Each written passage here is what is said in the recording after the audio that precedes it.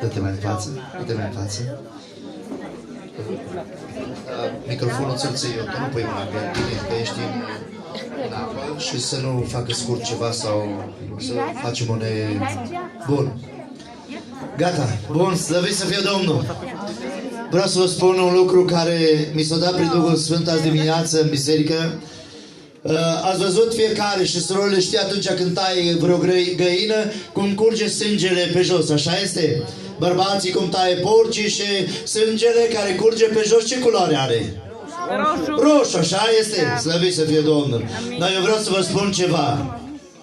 Sângele Domnului Iisus Hristos, El a fost roșul, dar a avut putere ca să albească. Este singurul sânge care poate să albească. Mărit și binecuvântat să fie Domnul.